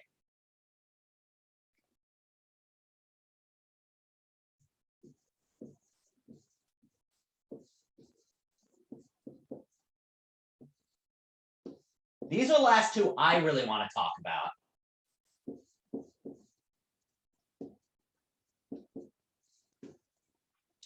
So yeah, on social media. Oh, GPS is another really good one. So, impersonating and using your social media. Police officers are able to gain large amounts of information about people off of their social media pages. So also things like Snapchat. If you have a public Snapchat, I was talking to a police officer who said that one of the ways they will sometimes find out where like somebody will be a suspect in a crime and this person will have avoided the cops, and yet they will be posting on Snapchat their location. The cops will look at this and just drive to the park the person is in and arrest them. So these are the sorts of things that are now possible thanks to social media. Another thing a cop can do is, you aren't the only one who can catfish people on the internet. A cop can make a profile of somebody that they aren't, use that profile to friend request you, and then access your information. And I think in a lot of cases, these are for the greater good. If a cop impersonates a child and sets up a meeting with a child molester, and the child molester gets arrested, I think we can say that is a very positive thing. But the fact that these things are now possible means that in theory, they could also be abused. A cop can pretend to be someone they're not to arrest someone where the evidence isn't that good. So all the same sorts of ways in which things could happen can now happen again, for better and for worse. All right, let's talk about the GPS one. What are the issues and worries around GPS in law enforcement?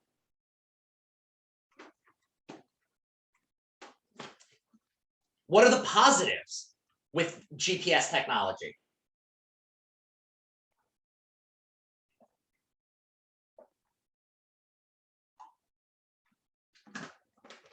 I mean, for you, they help you get where you need to go. But what are the benefits for law enforcement? Yeah, location tracking. If you know where a person is, you can arrest them. It is much, much, much harder to escape from law enforcement now.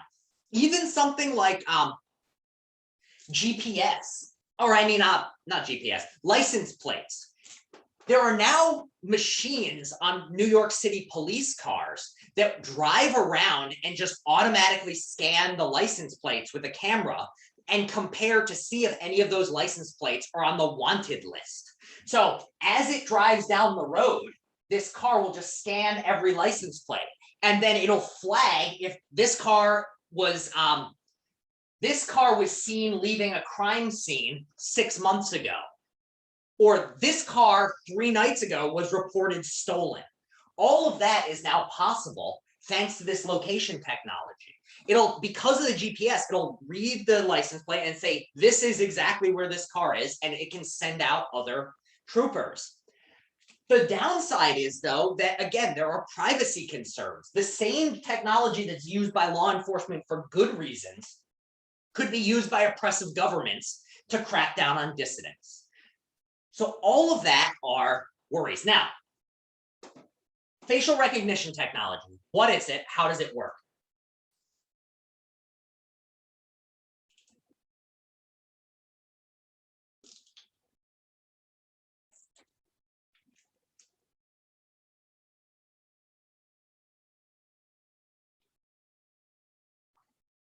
Anyone want to give it a stab of how facial recognition works? Yeah, it's an algorithm that can be used by using pictures. And exactly how does it work exactly? Does anyone know, like, the general idea? Let's just go over it. Is there anyone who wants me to go over how the technology works just briefly? I'm not an expert on it. Yeah. So here's the idea. The human face is shaped like this. We all have a nose. We all have some eyes. We all have a mouth. We all have cheekbones.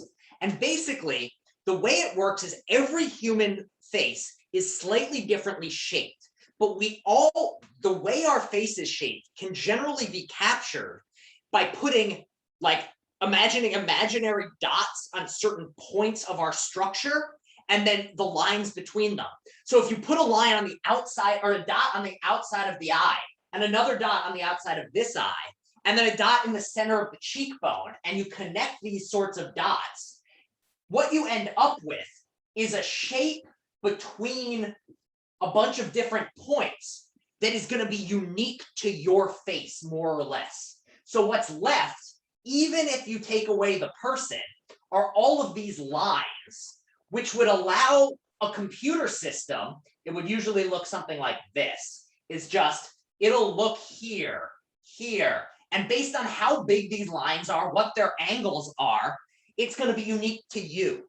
And then what this computer will do is scan somebody's face and compare this collection of lines to what the same program would do with a face put in front of it. So what it'll do is you then stand in front of this scanner, it'll scan your face, put the same dots and lines, and compare that to a database of other faces.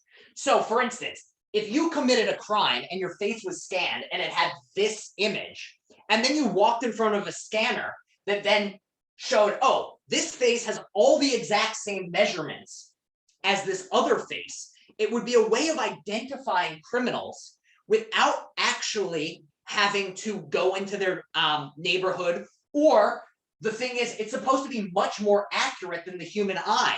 Because, you know, very often if you see someone commit a crime, the things that are most noteworthy are like what they're wearing. And people change their clothes. People don't change their face.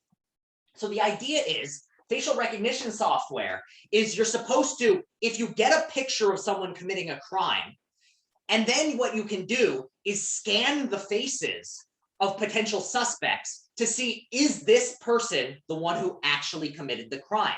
So in theory, it's supposed to make things much more accurate, and you're guaranteed to find who actually did this. But facial recognition can go wrong, and it's got some moral issues around it. What are some of the issues with facial recognition technology?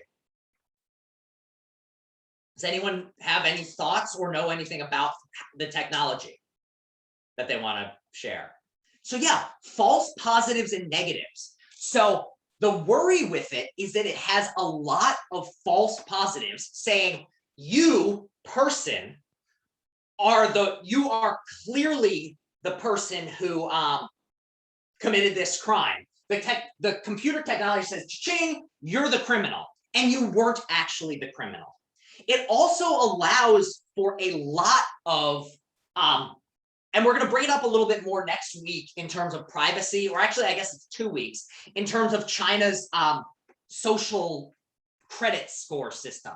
Basically, if you've got cameras everywhere scanning people's faces, you're able to collect huge amounts of data on them.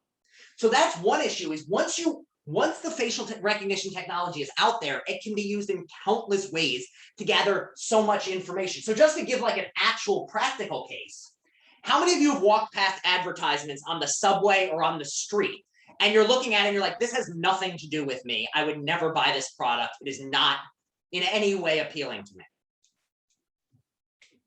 Yeah, we've all had it. You know, it would be a lot better for an advertiser if they could ensure that every single advertisement you saw was directly relevant to you. How might they do that? Well, they already do it online using, and we'll talk about this more in the future, but basically they know online that you're what things you've searched for before, and they'll give you similar ones. But imagine if they could do that when you walk down the street. Imagine if on the subway, up at the top, instead of just some generic pictures, there was a video screen, and this video screen would always show you personally what was directly relevant to you. So if you were looking up, I don't know, a new laptop online that morning, it will advertise that laptop on the screen in front of you while you're on the subway. How many of you would be somewhat disconcerted by this? You look for a laptop this morning, you're now on the subway, and it is advertising the very laptop you were looking at. How should we feel about this? We'll talk more next week. I think there are positives and there are negatives, but at the very least, I think it's a question. Yeah, it's creepy and very weird. And yet, this is very much possible. Why is this possible? How would this be possible given this facial recognition discussion? What would be possible? How could this happen? Well, you shop online for certain things, and those things are hooked up to your like, say, Amazon account. And your Amazon account, presumably, or actually, let's go with Google. If you've put a picture of yourself in your Google profile, they now have a picture of you. They can scan your face in that picture and create a facial recognition of that. Now, on this billboard on the subway, there could be a little camera that scans your face. Your face is then matched up with your Google shopping profile from what you were doing this morning, and it will sync the two together and project based on what your face is, what you were looking at this morning. That right there is a way in which facial recognition technology can be used that is like somewhat troubling. The same technology that can be used by law enforcement can be used in these other ways that I'm not sure we're as thrilled about. But there's another issue. So let's go back to the false positives. And this is something we'll be talking about a lot more later in the semester. Facial recognition technology, there are not false positives across the board. Usually, there are false positives for certain people more than other sorts of people. Can anyone guess what group of people by gender and race are most commonly misidentified by facial recognition technology? Yeah, so one, it's Black, and especially Black women. Black women, facial recognition technology has a very, very difficult time of correctly identifying whether two pictures are of the same woman. Why is this a problem when it's being used by law enforcement? And we'll talk later in the semester about why this is the case. It's just a fact of the matter, though, that facial recognition is really good at telling white men apart and really bad at telling Black women apart. What is the worry here, then, with this facial recognition being used by law enforcement if it's better at telling, yeah, false positives, but especially, it's not just that there's going to be false positives. Why is it especially bad that the false positives fall in one group as opposed to another? Yeah, there's going to be built into the system, there's going to be discrimination. This is going to mean that if you are a white man, you are very, very unlikely for the facial recognition technology to accuse you of a crime that you didn't commit. If you are a Black woman, you are far more likely to be falsely accused. And the downside also is if the facial recognition technology says it's the same person, and the facial recognition technology is an algorithm, not a person, there's no reasoning with the algorithm. You're not able to go, hey, algorithm, you're making a mistake, because the algorithm's an algorithm that just spits out a number. So if you are listening very straightforwardly to, oh, the facial recognition technology, it's saying this is the same person. We're going to say it's the same person. We're arresting this. So what you're going to find is the average Black woman has to be much, much more worried about being arrested incorrectly than the average white man is. And that's because the facial recognition technology is, in some quite strict sense, racist.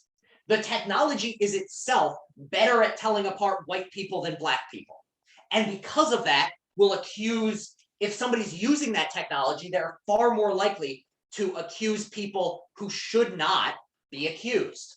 So, do all of these make sense? So what we can see is all these modern pieces of technology in law enforcement are leading to breakthroughs and positives, but there's a flip side that you have to be aware of. And a lot of this flip side ties in with privacy, which is what we'll be talking about next week. Are there any questions here on this? All right.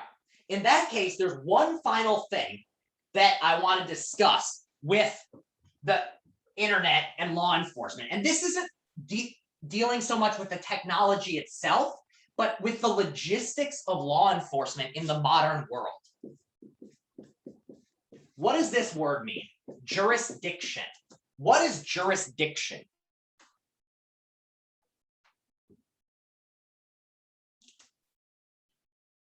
Anyone? Is there anyone who's familiar with this word? How many of you have seen it, even if you don't know what it means?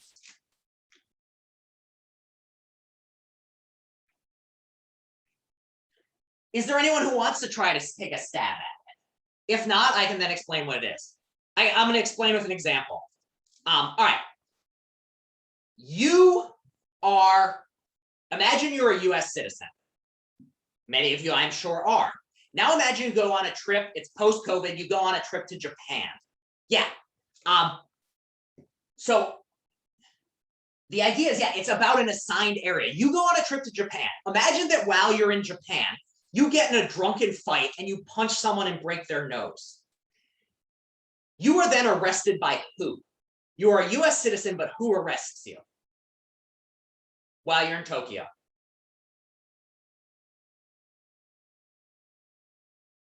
The Japanese government, or specifically the Japanese police. Why is it that the Japanese police arrest you, even if you're a US citizen? Yeah, because you're in Japan. You're in their territory. So another way of putting that is to say you are in the jurisdiction of the Japanese police or the Japanese government. Specifically, you'd be arrested by the Tokyo Police Department or a particular district within Tokyo. So jurisdiction is basically the area over which a particular law enforcement group or body has power. So if you are a Japanese cop and you then come to the United States on vacation, you are a cop in Tokyo and you witness a drunken brawl when you're in Manhattan. Are you allowed to arrest anyone?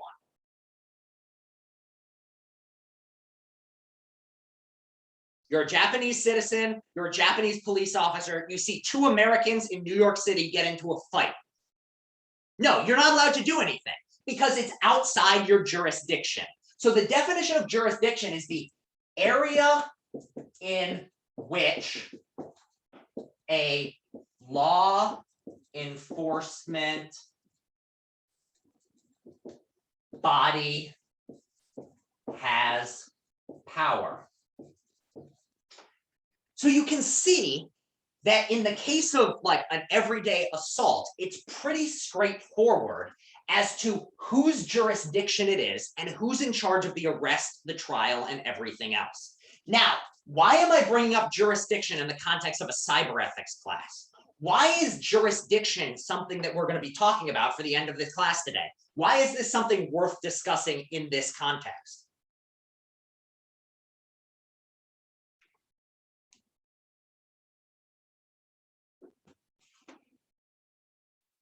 So one thing is there's no clear answer yet. And is there a cyber jurisdiction? Because when you use technology, you can commit a crime everywhere. And this is exactly the issue. Our definition of jurisdiction is based on physical space and physical governments. However, many of the crimes that are happening today are happening from halfway around the world. So here, imagine the following situation. Imagine that you are a criminal who lives in, say, New York. You live in New York City. Or no, let's go with an actual concrete case. You live in New York City. Here's your computer, and you have information stored on your computer that is very private. So here's your private information in New York City. And imagine not only that this is private information, imagine that you work for the US government. So imagine these are not just private documents, these are private US documents. These are they are classified documents. You're in New York, you work for the US government. Now imagine somebody hacks into your computer, and this person hacks into your computer from Thailand. And this person who hacks into your computer from Thailand is not a Thai citizen. They are actually born and raised in North Korea. So you've got a North Korean citizen who is living in Thailand, hacking into US government files in New York City. Who is responsible for punishing this person? Is it the US government? Is it the North Korean government? Or is it the Thai government?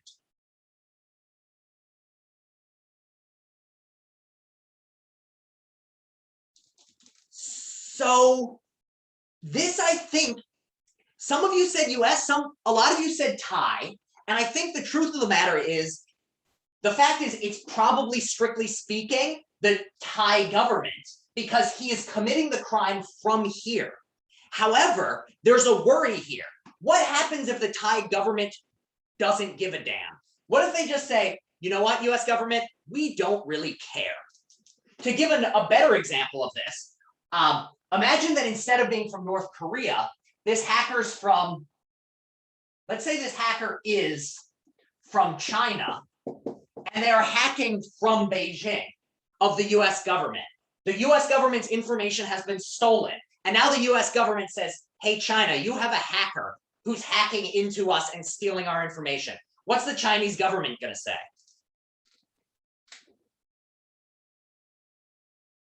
Yeah, they're going to say nothing or get better security or no, we're not. You can't prove anything. This is just a private citizen and we don't even know who it is. They deny it. And the same thing goes in the other direction. If we have a US citizen hacking into China's systems and China catches them, what are we going to say to them?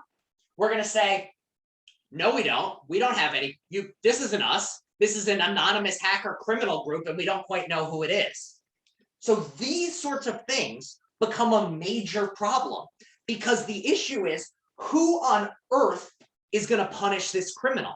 Who's actually going to be the one to arrest them and punish them? There's the straight up logistical question of whose jurisdiction is it in, but then there are other issues of, even if we find out where they are, who they are, because this is happening globally, there's no way you're going to be able to arrest this person if they're in a country that doesn't have good relations with you. And this is where this notion of extradite comes in. To extradite someone is to send them back to the nation for trial. So for instance, if somebody is committing this, say a North Korean is committing this crime in Thailand, and the Thai government says, yeah, you know what, we'll send him back to you, US, but then he flees the country to, say, Russia, and Russia says, no, we're not going to give him back to you. Well, there's nothing the US government can do about it. There's literally nothing short of invading Russia they could do, and no one is invading Russia because your bank account was hacked. Like, that's just not going to happen.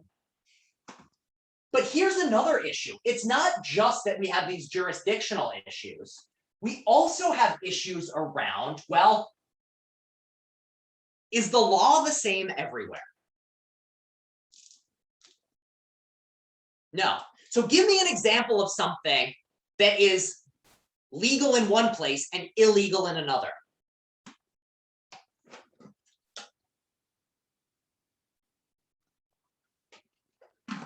Drinking under 21 is a good one. In other places, you can drink legally at age 18. Here, you have to be 21. Jaywalking. Jaywalking is, I'm not sure if jaywalking is technically legal in New York, but I'm pretty sure no one gives a damn. But that's another pretty good example. But what about things like, what's a good one that we could use in this internet context?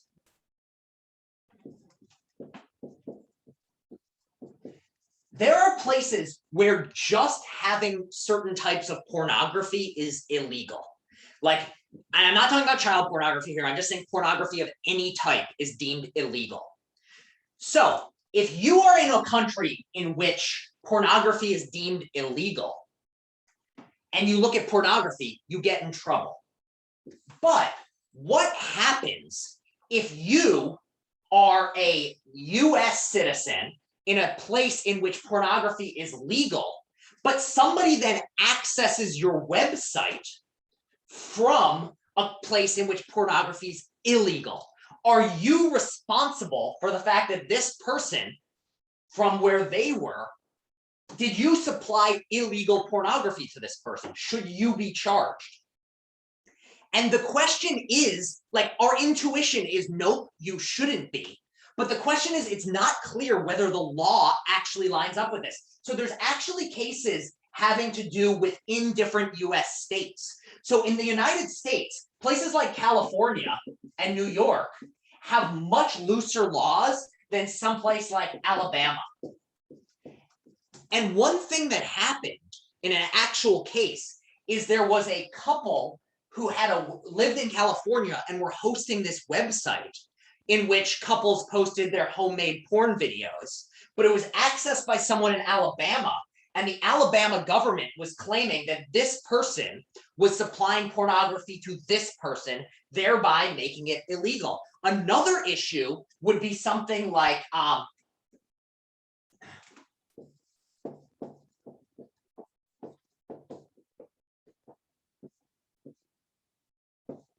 do people know what the Romeo and Juliet clause or Romeo and Juliet law is in a state?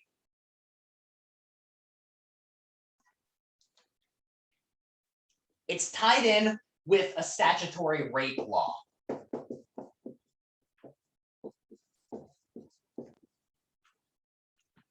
So, what is statutory rape? What is the legal definition of statutory rape? Anyone know? So statutory rape is when two people engage in consensual sex, or at the very least, it's deemed from their viewpoint, the people inside might like agree in that moment, like, yes, let's have sex. However, the age gap between them is large enough, and one of them is a minor, to deem it illegal. So if somebody is 21 and they have sex with a 13-year-old, even if the 13-year-old says, yes, I want to have sex with their mouth, like they say it with their mouth, like, yes, Mr. 21-year-old, I would like to have sex with you.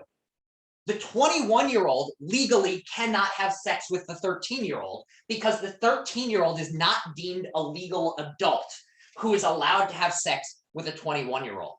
So that is statutory rape. The 21-year-old can go to jail for this. However, so it's sex with minors, but most states or many states have laws that are deemed, if you are two people who are close in age and both minors, then you can have sex legally. So if a 13-year-old and a 14-year-old have sex, if there's a Romeo and Juliet clause or law in place, these people cannot be arrested even though they're both minors, because they're both minors who are close in age. But not everywhere has these Romeo and Juliet clauses. So you can imagine a case in which you have a 13-year-old who lives in one state, sending nude photos to a 14-year-old in another state. This 14-year-old has the Romeo and Juliet clause. This 13-year-old does not have a Romeo and Juliet clause. So is what they're doing, sending nudes to each other, legal or not? Well, it's very, very unclear. It's not in any way obvious what should be said here. This law says you have to be 14. or this law says if you're 14 and 13, it's fine. This law says if you're 13 and 14, it's illegal. So even then, if we agree that this is illegal, does this mean that this state has to take this person? Or sorry, I circled the wrong thing. Does this state have to bring this person and arrest them?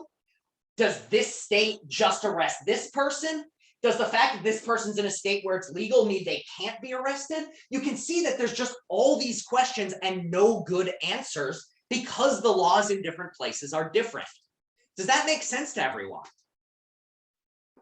How like these are problems that would never have come up with before modern technology. Before sexting was a thing, people had to be in the exact same state to have sex with each other.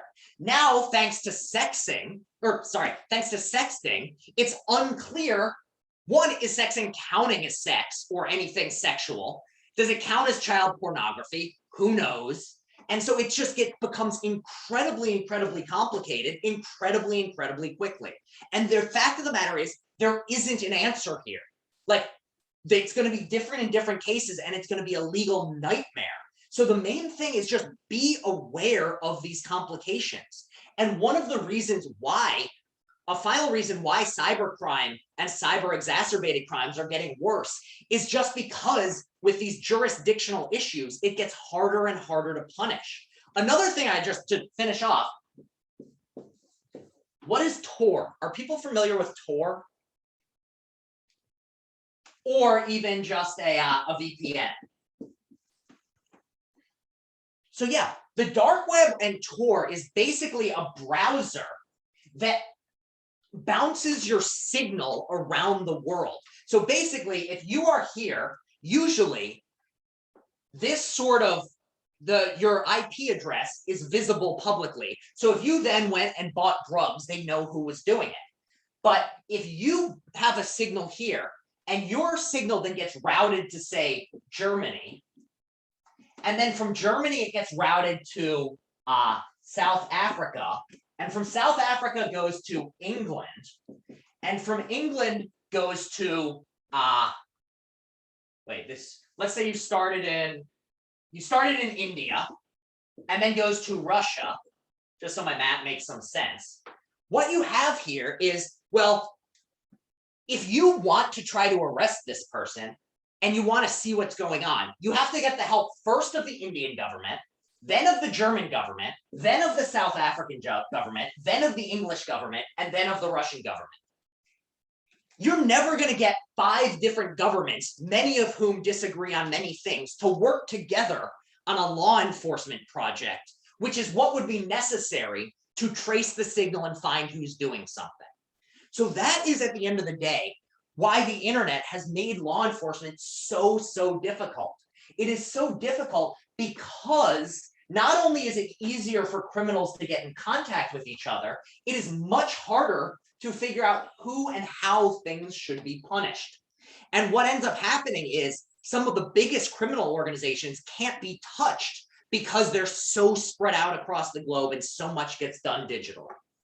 All right. Are there any more questions, comments, concerns, feelings on any of this stuff? Any last thoughts, feelings, concerns? All right, I have now said everything I want to say on the topics today. Are there any last issues, anything at all? Otherwise, I'm going to stop this recording and say, have a great weekend.